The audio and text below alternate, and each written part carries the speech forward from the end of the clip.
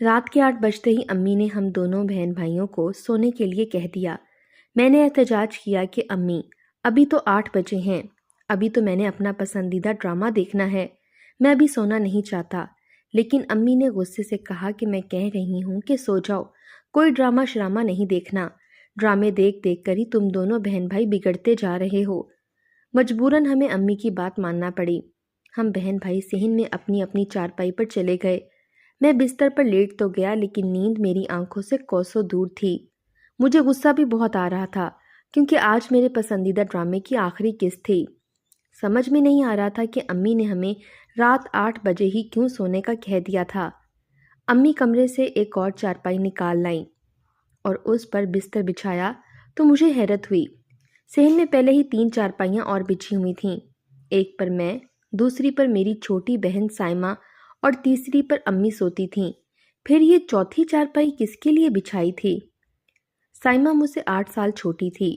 تعجب سے مجھ سے پوچھنے لگی، بھائی، امی نے چوتھی چارپائی کیوں بچھائی ہے؟ کیا کوئی مہمان آنے والا ہے؟ میں نے کندھے اچکاتے ہوئے جواباً کہا، مجھے تو اس بارے میں معلوم نہیں ہے، امی سے پوچھنا پڑے گا۔ میں امی سے پوچھنا ہی چاہتا تھا کہ امی نے ڈانٹتے ہوئے کہا، کیا دونوں بہن بھائیوں نے کھسر پھسر لگا رکھی ہے؟ سو جاؤ، اب مجھے تم دونوں کی آواز نہیں آنی چاہیے۔ روزانہ دیر سے سوتے ہو اور صبح جلدی اٹھنے کا نام ہی نہیں لیتے۔ ہر روز اسکول سے دیر ہو جاتی ہے۔ تم دونوں کو روزانہ اسکول سے شکایتیں آتی ہیں۔ چلو شاباش، اب آواز نہ آئے۔ امی کی ڈانٹ پر ہم دونوں بہن بھائی سہم کر خاموش ہو گئے۔ میں کافی دیر تک کروٹوں پر کروٹیں بدلتا رہا۔ امی بھی اپنی چارپائی پر لیٹی شاید میری حرکات نوٹ کر رہی تھیں۔ تبھی انہوں نے استفسار کیا، اجمل، کیا بات ہے؟ تمہیں نیند کیوں نہیں آ رہی؟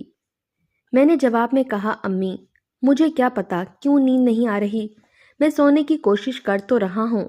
آپ نے اتنی جلدی سونے کا حکم دے دیا ہے، اب نیند اتنی جلدی کہاں سے آنے والی ہے؟ امی خاموش رہیں۔ میں نے سائمہ کی طرف دیکھا تو وہ گہری نیند سو گئی تھی۔ وہ ویسے بھی نیند کی کچی تھی، رات کو مجھ سے پہلے ہی سو جایا کرتی تھی۔ گرمیوں کا موسم تھا، ٹھنڈی ہوا چل رہی تھی۔ کچھ ہی دیر گزری تھی کہ میں بھی بالآخر نیند کی وادی میں اتر گیا۔ جیسا کہ میں نے بتایا کہ ہم 2 بہن بھائی تھے، ہم اس گھر میں 3 افراد ہی تھے۔ میری عمر 16 سال تھی۔ میں نے جب سے ہوش سنبھالا تھا اپنے باپ کو نہیں دیکھا تھا، نہ ہی امی نے کبھی ان کی تصویر دکھائی تھی۔ اس وقت میں 12 سال کا تھا جب میں نے امی سے ابو کے بارے میں پوچھا تھا۔ امی نے کہا تھا کہ تمہارے ابو اللہ کے پاس چلے گئے ہیں۔ اس کا مطلب تھا کہ میرے ابو وفات پا چکے ہیں۔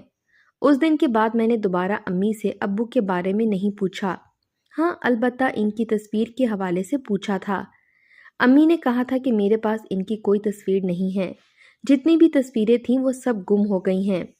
پھر امی نے سختی سے تنبیہ کی تھی کہ آئندہ اس بارے میں کوئی بات نہ کرنا۔ ماہ و سال گزرتے رہے اور میں بڑا ہوتا گیا، اسی لیے کافی سمجھدار ہو گیا تھا۔ میری امی کے نام ایک پلازے میں 3 دکانیں تھیں جن کا کرایہ امی کو باقاعدگی سے ملتا تھا۔ دکانوں کے کرائے سے ہی ہمارے گھر کے اخراجات پورے ہو رہے تھے۔ میں ایف اے کا طالب علم تھا اور کالج میں پڑھتا تھا، جبکہ سائمہ 6ٹھی کلاس میں تھی۔ وہ پڑوس کی بچیوں کے ساتھ اسکول جاتی اور انہی کے ساتھ ہی گھر واپس آتی تھی۔ اگلے دن بھی امی نے ہم بہن بھائیوں کو جلدی سونے کی ہدایت کی۔ ہم دونوں کو تعجب ہونے لگا کہ امی نے کل کی طرح آج بھی ہمیں جلدی سونے کے لیے کیوں کہا ہے۔ پھر جب میں نے صحن میں بچھی چوتھی چارپائی کو دیکھا تو مجھے حیرت ہوئی۔ میں امی سے پوچھے بغیر نہ رہ سکا، امی، ہم 3 افراد ہیں، آپ نے چوتھی کس لیے بچھائی ہے؟ کیا کوئی مہمان آ رہا ہے؟ امی چند لمحے خاموش رہیں، پھر کہنے لگیں، نہیں، کوئی مہمان نہیں آ رہا۔ میں نے چوتھی چارپائی اس لیے بچھائی ہے کیونکہ اس سے اللہ خوش ہوتا ہے۔ اب میں تمہیں کیا بتاؤں، تمہیں کچھ سمجھ نہیں آئے گی، بس تم دونوں سو جاؤ، صبح جلدی اٹھنا ہے۔ امی کی بات میری سمجھ میں نہ آئی۔ میں نے چوتھی چارپائی پر ایک نظر ڈالی اور اپنے بستر پر لیٹ گیا۔ سائمہ مجھ سے پہلے ہی اپنی چارپائی پر سو گئی تھی۔ امی کی منطق مجھے سمجھ نہیں آئی تھی۔ میری ماں مذہبی خاتون تھی، وہ ایک سیدھی سادی اور ملنسار عورت تھیں۔ اس نے بتایا تھا کہ جب میری عمر 16 سال تھی تو میری شادی ہو گئی۔ اب میری امی کی عمر 32 سال تھی۔ اس عمر میں بھی وہ جوان اور خوبصورت عورت تھیں۔ وہ بہت پاک باز اور نیک عورت تھیں۔ ابو کو فوت ہوئے 10 سال ہو گئے تھے۔ ابو کی وفات کے بعد امی نے دوسری شادی نہیں کی تھی۔ حالانکہ وہ جوان تھیں، رشتہ داروں نے بھی ان پر دوسری شادی کے لیے دباؤ ڈالا تھا۔ یہاں تک کہ میرے ابو کے چچا زاد نے رشتہ بھیجا تھا اور ہم دونوں بہن بھائیوں کی ذمہ داری لینے کی حامی بھی بھری تھی، لیکن امی نے انکار کر دیا۔ انہوں نے کہا تھا کہ میرے بچے جوان ہو رہے ہیں، اس لیے میں دوسری شادی نہیں کر سکتی۔ محلے کی عورتیں بھی میری امی کی نیک نامی اور پاک بازی کی مثالیں دیا کرتی تھیں۔ اب امی ہر روز ایک فالتو چارپائی صحن میں بچھاتی تھیں، البتہ رات دیر سے سونے پر انہوں نے نرمی کر دی تھی۔ روزانہ رات 10 بجے تک میں سو جاتا تھا۔ ایک دن میں کالج سے گھر آ رہا تھا کہ مجھے میرے محلے دار دوست ذیشان مل گیا، تو باتوں باتوں میں اس نے مجھ سے پوچھا، یار کیا تمہارے والد گھر آ گئے ہیں؟ میں نے حیرت سے اسے دیکھا اور نفی میں سر ہلاتے ہوئے کہا کہ نہیں یار، میرے والد تو فوت ہو چکے ہیں۔ کیا کوئی مر کر بھی واپس دنیا میں آ سکتا ہے؟ میری بات پر ذیشان کو حیرت کا جھٹکا لگا۔ کہنے لگا، تو نے تو کبھی بتایا ہی نہیں کہ تمہارے والد فوت ہو چکے ہیں۔ میں تو یہی سمجھتا رہا تھا کہ وہ شاید کمانے کے لیے دوسرے ملک گئے ہیں۔ اچھا پھر وہ کون تھے جو رات کو تمہارے گھر گئے تھے؟ کیا وہ تمہارے انکل ہیں؟ ذیشان کی بات سن کر اب کی بار مجھے جھٹکا لگا۔ پتہ نہیں وہ کس کی بات کر رہا تھا۔ میں نے اسے سمجھاتے ہوئے کہا کہ یار میرے گھر کوئی نہیں آیا تھا، میرے انکل نہیں ہیں، میرے والد میرے دادا دادی کے اکیلے بیٹے تھے۔ میری بات پر ذیشان کو ذرا بھی یقین نہ آیا۔ وہ اپنی بات پر قائم تھا کہ میں نے رات کو کسی کو تمہارے گھر جاتے دیکھا تھا۔ اس وقت رات کے 12 بج رہے تھے۔ میں اور میرا بھائی ایک شادی کی تقریب سے گھر آ رہے تھے تو اس آدمی کو دیکھا۔ میں سمجھا کہ وہ تمہارے والد ہیں۔ ذیشان کی بات نے مجھے سر تا پیر لرزا دیا تھا۔ میں نے اسے سمجھانے کی کوشش کی کہ تمہیں غلط فہمی ہوئی ہے، ہمارے گھر کوئی نہیں آیا تھا، اگر آتا تو امی مجھے بتاتی نا۔ ذیشان چومگو کی کیفیت میں مبتلا ہو گیا، لیکن جاتے وقت وہ کہہ گیا، نہیں یار مجھے غلط فہمی نہیں ہوئی، میں نے خود کسی کو تمہارے گھر جاتے دیکھا تھا۔ خیر جانے دو، شاید میری نظر کا دھوکا ہو۔ اس کے جانے کے بعد میں سوچتا ہوا گھر کی طرف بڑھا کہ ذیشان کو واقعی غلط فہمی ہوئی ہوگی۔ ہمارے گھر رات کے 12 بجے بھلا کون آ سکتا تھا، کیونکہ میرے سارے رشتہ داروں نے ہمارے گھر آنا جانا چھوڑ دیا تھا، ہم بھی کسی کے گھر نہیں جاتے تھے۔ میں گھر پہنچا تو امی نے مجھے سنجیدہ دیکھ کر پوچھا، خیریت تو ہے؟ آج بہت سنجیدہ ہو، کیا کالج میں کچھ ہوا ہے؟ میں نے بیگ چارپائی پر رکھتے ہوئے کہا کہ نہیں امی، کالج میں کچھ نہیں ہوا، بس ذیشان سے بحث ہو گئی تھی۔ امی چونکی اور پوچھا کہ کیا بحث ہو گئی تھی؟ میں چند لمحے کچھ سوچتا رہا، پھر میں نے کہا، امی کیا رات 12 بجے ہمارے گھر کوئی آیا تھا؟ میری بات سن کر امی کے چہرے پر ایک رنگ آیا اور دوسرا گزر گیا، ان پر گویا سکتے کی سی کیفیت طاری ہو گئی تھی۔ مجھے شک گزرا کہ کہیں ذیشان کی بات سچ ثابت نہ ہو جائے۔ امی نے خود پر قابو پایا اور بولی، نہیں بیٹے، ہمارے گھر بھلا رات کے 12 بجے کون آ سکتا ہے؟ ذیشان کو غلط فہمی ہوئی ہے، تم نے اسے سمجھایا نہیں تھا؟ میں نے لمبی سانس لی اور خود کو پرسکون کیا۔ امی میں نے ذیشان سے کہا تھا کہ تمہیں غلط فہمی ہوئی ہے، لیکن پہلے تو وہ یہی کہتا رہا کہ مجھے غلط فہمی نہیں ہوئی، بعد میں کہا کہ شاید میری نظر کا دھوکا ہو۔ مجھے حیرت ہے، اسے آج ہی پتہ چلا کہ میرے والد فوت ہو چکے ہیں۔ وہ تو یہی سمجھ رہا تھا کہ میرے ابو کسی دوسرے ملک میں جاب کرتے ہیں۔ امی کے حواس بحال ہوئے تو وہ کہنے لگیں، اچھا تم بیٹھو، میں تمہیں پانی دیتی ہوں، تمہیں پیاس لگ رہی ہوگی۔ امی میرے لیے پانی لے آئیں اور میں پی گیا۔ کچھ ہی دیر گزری تھی کہ سائمہ بھی اسکول سے آ گئی۔ امی کے پاس موبائل فون بھی تھا جس پر وہ کبھی کبھار اپنی سہیلیوں سے بات چیت کرتی تھیں۔ اس شام کو بھی میں نے امی کو کسی سے فون پر بات کرتے دیکھا تھا۔ وہ بہت دھیمے لہجے میں بات کر رہی تھیں جو مجھے سمجھ نہ آیا۔ ویسے بھی چھپ چھپ کر باتیں سننا میری عادت نہ تھی۔ اس رات مجھے جلدی نیند آ گئی۔ میں امی کے کہنے سے پہلے ہی سو گیا تھا، کیونکہ میں شام کو دوستوں کے ساتھ کرکٹ کھیلتا رہا تھا اور بہت تھک گیا تھا۔ امی روزانہ چوتھی چارپائی بچھاتی تھیں اور وہ چارپائی اپنی چارپائی کے ساتھ ہی بچھاتی تھیں۔ میں سمجھدار تو تھا، لیکن میں اپنی ماں پر کبھی شک نہیں کر سکتا تھا۔ مجھے یہ سوچ کر گھن آتی تھی کہ میری امی کے کسی کے ساتھ ناجائز تعلقات تھے۔ ایسا ہرگز نہیں ہو سکتا تھا۔ ایک ماں بھی کبھی نہیں چاہے گی کہ وہ جوان اولاد کے ہوتے ہوئے کسی غیر مرد کے ساتھ تعلقات رکھے۔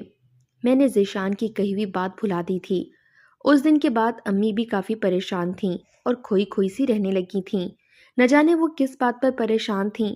میں نے کئی بار کریدنے کی کوشش کی کہ امی کیا بات ہے، آپ آج کل بہت پریشان رہتی ہیں، لیکن وہ ٹال جاتی تھیں۔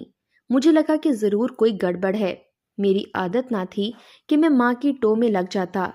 اللہ نے ماں اور بیٹے کا رشتہ بہت خوبصورت بنایا تھا، پھر مجھے کوئی حق نہیں پہنچتا تھا کہ میں امی کی جاسوسی کروں۔ وقت گزرتا رہا اور ایک دن امی نے مجھے اپنے پاس بلایا۔ میں کمرے میں گیا تو وہاں سائمہ بھی بیٹھی تھی۔ امی بہت سنجیدہ تھیں۔ مجھے اپنے پاس بٹھایا اور پیار کرتے ہوئے گویا ہوئیں، بیٹا میں تم سے ایک ضروری بات کرنا چاہتی ہوں، لیکن سمجھ میں نہیں آ رہا کہ کہاں سے شروع کروں۔ امی کی جھجک نے مجھے چونکنے اور سوچنے پر مجبور کر دیا۔ میں نے فرما برداری سے کہا کہ امی کہیں، میں سن رہا ہوں۔ امی کشمکش میں مبتلا تھیں۔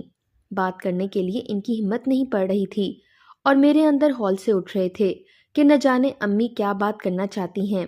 میں کافی دیر ان کے بولنے کا منتظر رہا۔ جب وہ بول نہ پائیں تو میں نے انہیں اکسایا، امی بتائیں آپ کیا کہنا چاہتی ہیں؟ امی مسکرائیں اور کہنے لگیں، بیٹا اجمل، تمہاری سالگرہ قریب آ رہی ہے تو سوچ رہی ہوں کہ تمہیں نئی موٹر سائیکل خرید کر دوں۔ تم کافی عرصے سے موٹر سائیکل خریدنے کا تقاضا کر رہے تھے۔ امی کی بات سن کر مجھے یوں لگا جیسے وہ بات کوئی اور کرنا چاہتی تھی، لیکن جب ہمت نہ ہوئی تو بات بدل دی تھی۔ یہ سچ تھا کہ میری سالگرہ قریب تھی اور میں پورے 16 سال کا ہونے والا تھا۔ ٹھیک ہے امی، جیسے آپ کو بہتر لگے۔ اگر آپ کوئی اور بات بھی کرنا چاہتی ہیں تو بلا جھجک کر سکتی ہیں۔ میں نے امی کو اکسانے کی کوشش کی تھی کہ شاید ان کی ہمت بندھے اور جو وہ کہنا چاہتی تھیں کہہ دیں۔ امی سیانے انداز میں مسکرائیں اور کہنے لگیں، نہیں بیٹا، میں نے صرف یہی بات کرنی تھی۔ میں اپنے کمرے میں چلا گیا اور سوچنے لگا کہ امی نے آخر کیوں بات بدل دی تھی۔ وہ آخر کیا کہنا چاہتی تھی جو کہہ نہ پا رہی تھیں۔ مزید 2 دن گزر گئے۔ گھر میں خاموشی کا راج تھا۔ ایک دن میں شام کو اکیڈمی سے پڑھ کر گھر جا رہا تھا کہ راستے میں مجھے ایک آدمی مل گیا۔ میں نے اس آدمی کو محلے میں پہلی بار دیکھا تھا۔ اس کی عمر 40 سے کم ہی لگتی تھی۔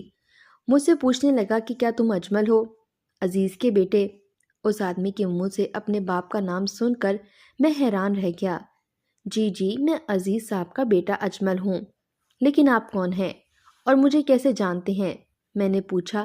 جواباً وہ آدمی مجھے دیکھتے ہوئے مسکراتا رہا، پھر وہ میرا کندھا تھپک کر آگے بڑھ گیا۔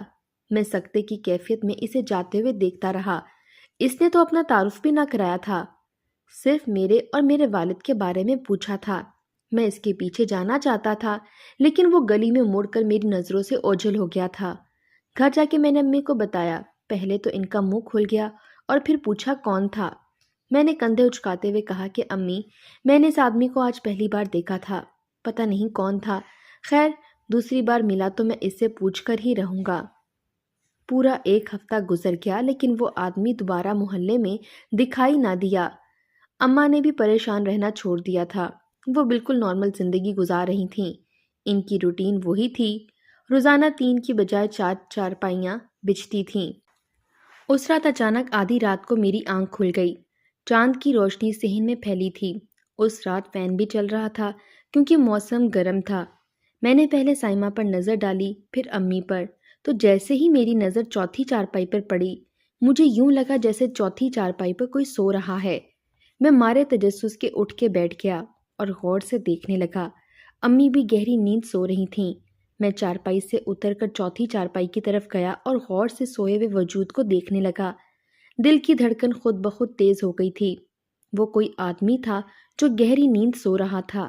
میں نے اس آدمی کے چہرے پر جھک کر دیکھا تو مجھے یوں محسوس ہوا جیسے میں نے اس آدمی کو پہلے بھی کہیں دیکھا ہے۔ اگلے ہی پل مجھے ایک زوردار جھٹکا لگا۔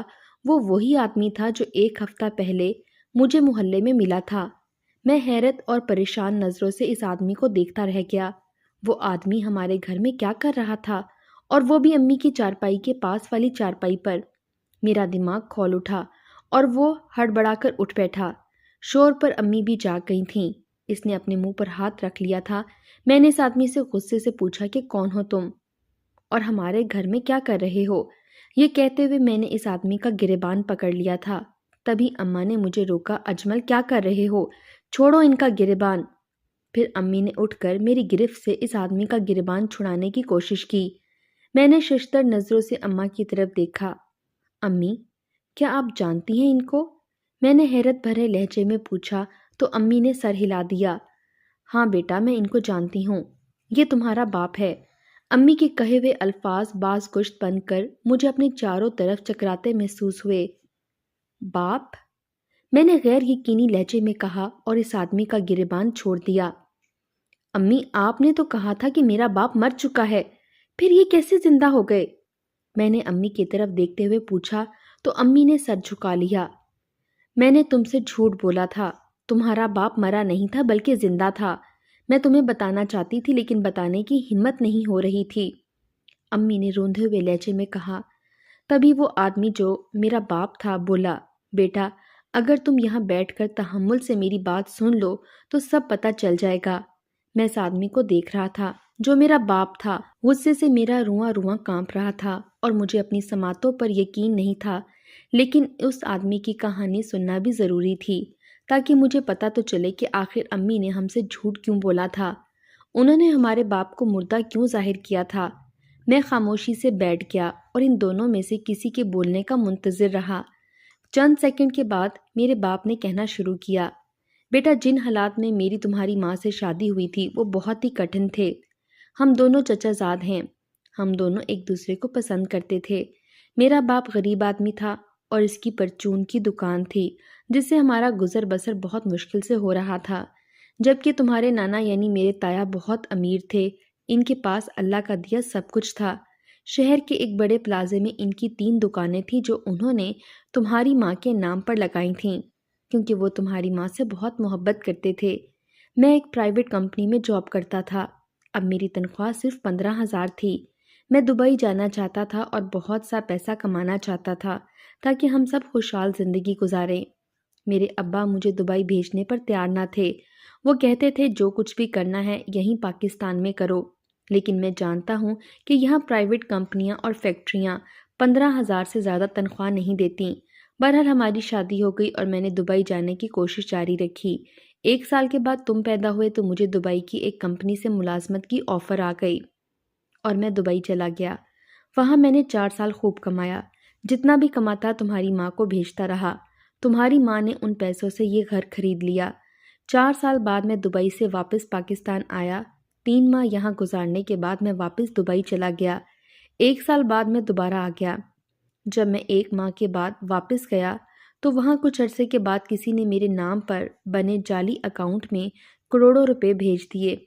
کمپنی مالک کو جب اس بارے میں اطلاع ملی تو انہوں نے مجھے گرفتار کرا دیا۔ میں نے لاکھ صفائیاں دیں، قسمیں کھائیں کہ وہ میرا اکاؤنٹ نہیں، لیکن میری بات پر یقین نہ کیا گیا۔ مجھ پر کیس چلا اور 20 سال سزا ہو گئی۔ مجھے جیل بھیج دیا گیا۔ یہاں تمہاری ماں کو کسی نے جھوٹی خبر دی کہ مجھے دبئی میں دوران ڈکیتی قتل کر دیا گیا اور تمہاری ماں یہی سمجھتی رہی کہ میں مر چکا ہوں۔ بہرحال میں دبئی کی جیل میں سزا کاٹتا رہا۔ میں نے جیل میں 8 سال ہی گزارے تھے کہ وہ آدمی پکڑا گیا جس نے میرے نام پر جعلی اکاؤنٹ بنایا تھا۔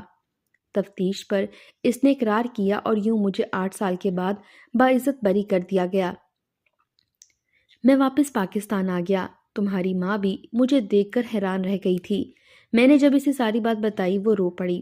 اب مسئلہ یہ تھا، تم دونوں بہن بھائیوں کو تمہاری ماں کیسے بتاتی کہ تمہارا باپ زندہ ہے؟ میرے پاس رہنے کے لیے کوئی ٹھکانہ تو تھا نہیں۔ سارا دن ایک پارک میں گزارتا اور رات کو سونے کے لیے گھر آ جاتا۔ جب تم مجھے محلے میں ملے تھے تو میں نے تمہیں پہلی نظر میں پہچان لیا تھا۔ میں بھی تمہیں بتاتے بتاتے رہ گیا تھا۔ صبح فجر کے بعد یہاں سے چلا جاتا تھا، لیکن شاید آج قدرت نے ہی مجھے تم سے ملانا تھا، اسی لیے مجھے اور تمہاری ماں کو گہری نیند آ گئی تھی۔ آج ہم نے فیصلہ کیا تھا کہ صبح ہوتے ہی تمہاری ماں تمہیں سب کچھ سچ بتائے گی تاکہ میں در بدر کی ٹھوکریں کھانے کی بجائے اپنے گھر میں سکون سے رہوں۔ میں سکتے کی سی کیفیت میں ہی اپنے باپ کی دکھ بھری داستان سن رہا تھا۔ اندر ہی اندر شرمندگی محسوس کر رہا تھا کہ میں نے جوش میں آ کر اپنے سگے باپ کا گریبان پکڑا تھا، لیکن اس میں میرا بھی کوئی قصور نہ تھا۔ ظاہر ہے جب کوئی بھی نارمل انسان کسی اجنبی کو اپنے گھر میں ماں کی چارپائی کے پاس سویا دیکھے گا تو وہ غیرت کے جوش میں آ کر کوئی بھی انتہائی قدم اٹھا سکتا ہے۔ شرمندگی کے مارے میری نظریں جھک گئیں۔ میرے باپ نے مجھے کندھوں سے تھام لیا اور کہنے لگا، بیٹے تمہیں شرمندہ ہونے کی کوئی ضرورت نہیں، اس میں تمہارا کوئی قصور نہیں۔ تمہاری جگہ اگر میں بھی ہوتا تو یہی سب کچھ کرتا۔ کوئی بھی بیٹا کسی اجنبی کو اپنی ماں کے ساتھ دیکھ کر غصہ برداشت نہیں کرے گا۔ میں نے ابو سے اپنے رویے کی معافی مانگی تو ابو نے مجھے معاف کرتے ہوئے گلے سے لگا لیا۔ صبح جب سائمہ کو پتہ چلا کہ ابو زندہ ہیں اور گھر آ چکے ہیں تو وہ بھی خوشی سے نہال ہو گئی۔ ابو نے اسے بھی بہت پیار کیا۔ کچھ ہی عرصے بعد ابو کے زندہ ہونے اور ان پر گزرنے والی کہانی محلے کے ہر فرد کو معلوم ہو گئی تھی۔ ابو نے کچھ ہی عرصے کے بعد اپنے شہر میں موٹر سائیکل کا شو روم کھول لیا۔ اس کے بعد ہم سب ہنسی خوشی زندگی گزارنے لگے۔